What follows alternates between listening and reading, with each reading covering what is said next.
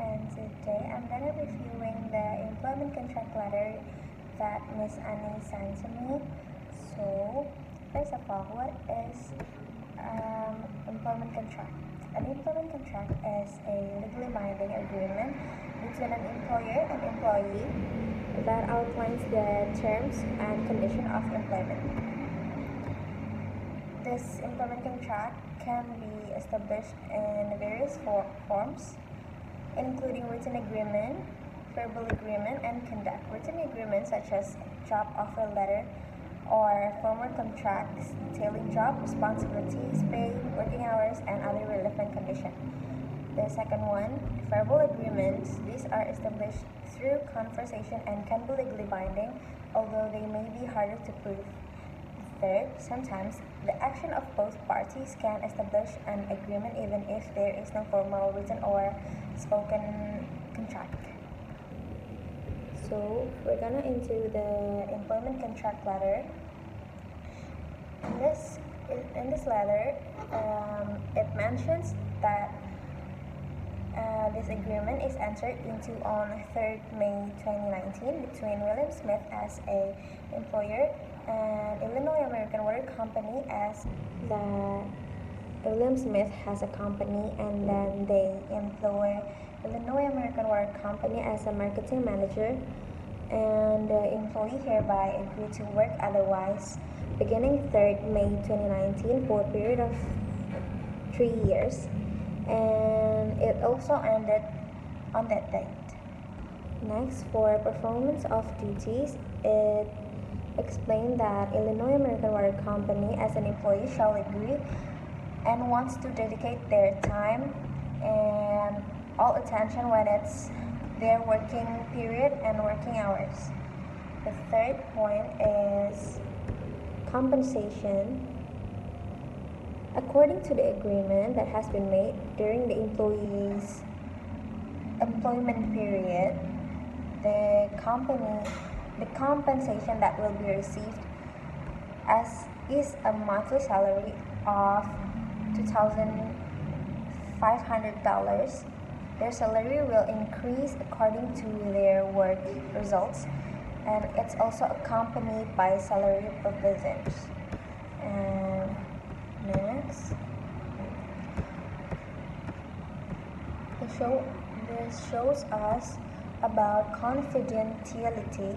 In this agreement letter, there is also an agreement not to leak any information regarding to the company secrets. An agreement has also been made between William and the Illinois American Water Company.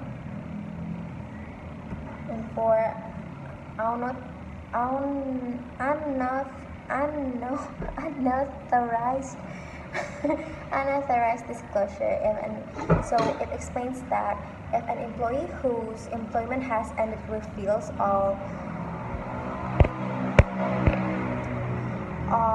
or part of the company secrets, the employer has the right to sue the retired employee with a lawsuit. And this is mentioned as for remedies. So remedies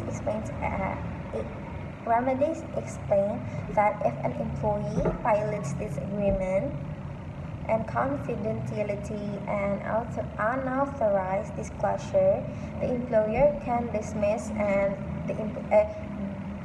the employer can dismiss the employee and acknowledge that this agreement has been broken and cannot be restored. For amendment of agreement, any amendment of this agreement must be mutually agreed upon in writing by both parties, the William and Illinois Water Company. So any changes to the agreement must be agreed to by both of them, and the date must be also recorded. For the termination of agreement, this mentioned as for the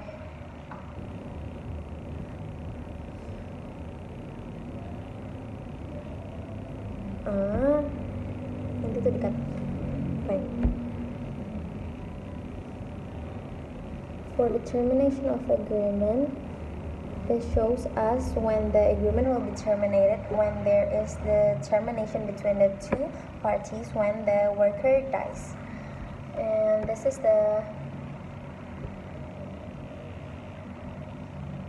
got some blurring documents. So this is show us that upon the employee's death, which means the worker dies, and next